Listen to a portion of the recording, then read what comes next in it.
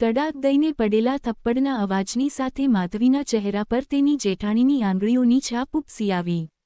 જેઠાણીની નવી પરણીને આવેલી વહુ સંધ્યા સામે તે અપમાનિત થઈને ઊભી રહી ગઈ.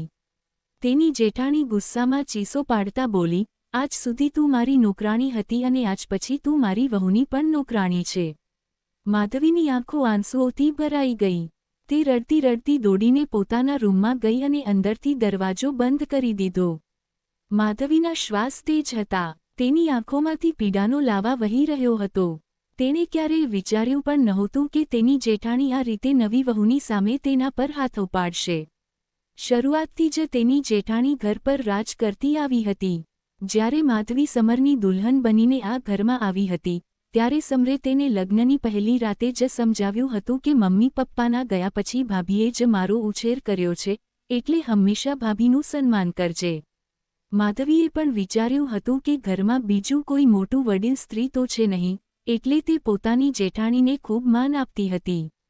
પરંતુ જેઠાણી તો જાણે તેને નોકરાણી જ સમજી બેઠી હતી. દરેક કામ માટે તે તેને બૂમ પાડતી. એક ગ્લાસ પાણી પણ તે જાતે લઈને પીતી નહોતી. ઘરની બધી જવાબદારી એક અઠવાડિયામાં જ તેણે માધવીના ખભા પર નાખી દીધી હતી. માધવીને પણ ઘર સંભાળવામાં કોઈ વાંધો નહોતો. આમ પણ નાનપણથી જ તે બહુ મહેનતુ હતી, કારણ કે તેના પિતાનું અવસાન ઘણા સમય પહેલાં થઈ ગયું હતું. તેની માતાએ ખૂબ મહેનત કરીને, સીવણકામ કરીને તેનો ઉછેર કર્યો હતો. પિયરમાં બીજું કોઈ હતું નહીં. માતા પણ બીમાર રહેતી હતી. એક રાત્રે તેમનું પણ અવસાન થઈ ગયું. ભાડાના મકાનમાંથી તે થોડો ઘણો સામાન લઈને આવી ગઈ હતી. બસ, તેનું પિયર ત્યાં જ પૂરું થઈ ગયું હતું.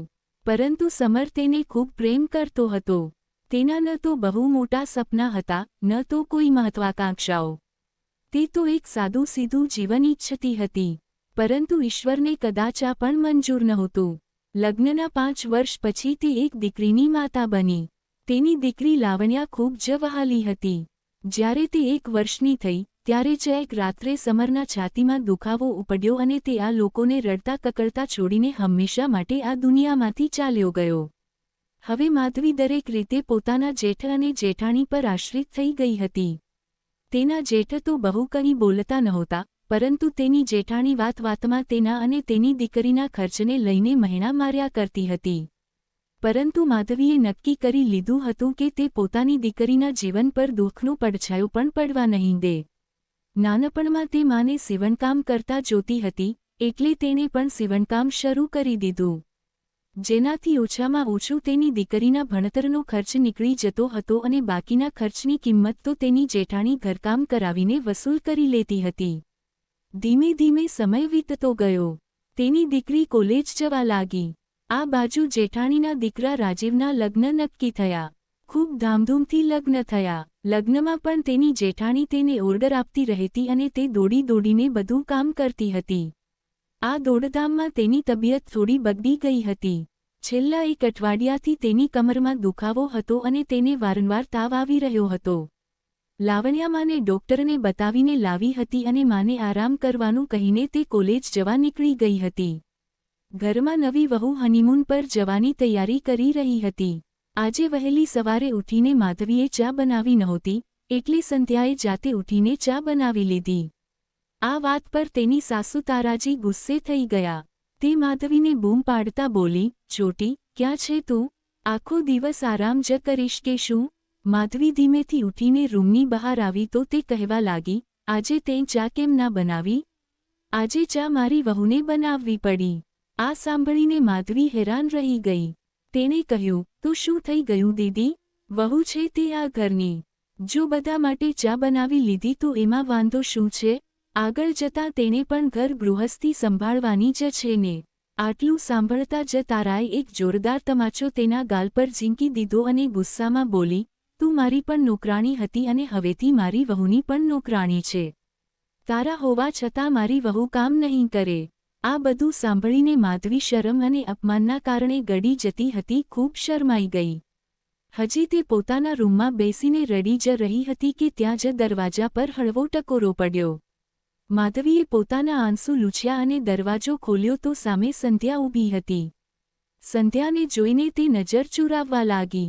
સંધ્યાએ તેના ખભા પર હાથ રાખીને કહ્યું, કાકી, આ શું થઈ રહ્યું છે?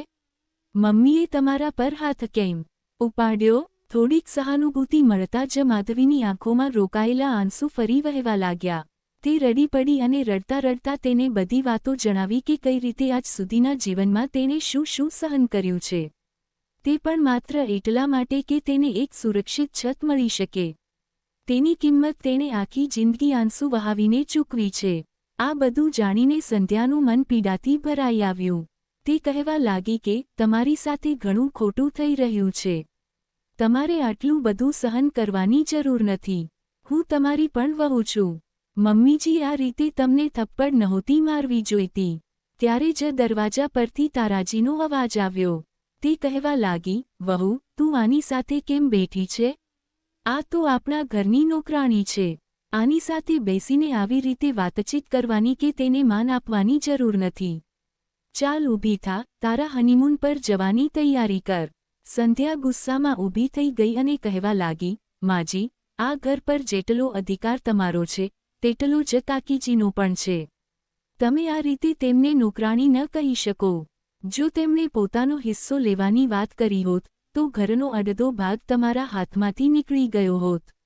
આ તો કાકીજીની ખાનદાની છે કે આટલું બધું સહન કરીને પણ તે ચૂપચાપ બેઠા છે.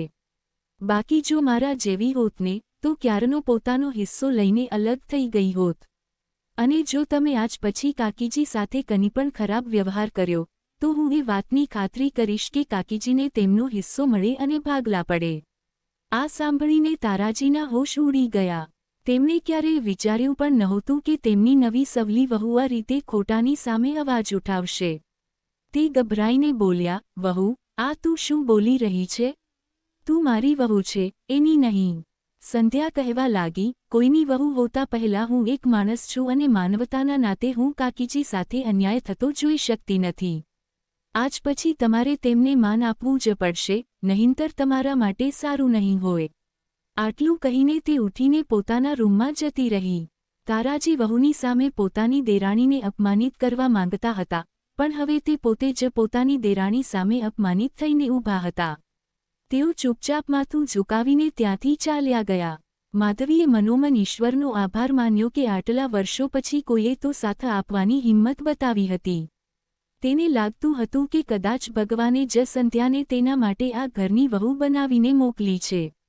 તે દિવસ પછી ઘરની હવા બદલાવા લાગી હતી. સંધ્યા માધવીને પૂરતું માન સન્માન આપતી અને તેમની સંભાળ રાખતી. લાવણ્યા પણ આ બદલાવથી ખૂબ ખુશ હતી અને તે પણ પોતાની ભાભીનું ખૂબ સન્માન કરતી. થોડા જ મહિનાઓમાં લાવણ્યાને મુંબઈમાં સારી નોકરી મળી ગઈ, એટલે તે પોતાની માતાને લઈને મુંબઈ જતી રહી અને બંને માં દીકરી પ્રેમથી રહેવા લાગ્યા.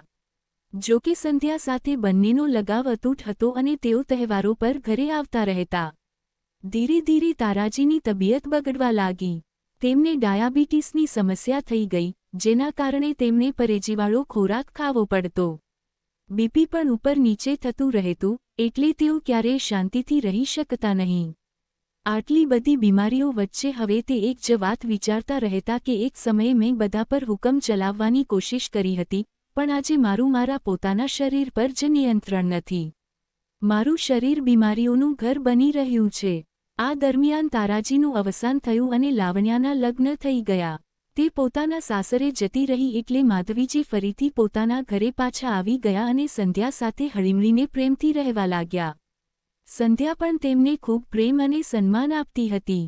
આ રીતે વૃદ્ધાવસ્થામાં જ સાચું, પણ માધવીજીને તેમના હિસ્સાનું યોગ્ય માન સન્માન મળ્યું અને તેમની દીકરીનું જીવન પણ સુધરી ગયું. મિત્રો, ક્યારેક સંઘર્ષનો સમય ઘણો લાંબો હોય છે, પરંતુ જે લોકો સારા હોય છે તેમને તેમના સારા કર્મોનું ફળ ચોક્કસ મળે છે.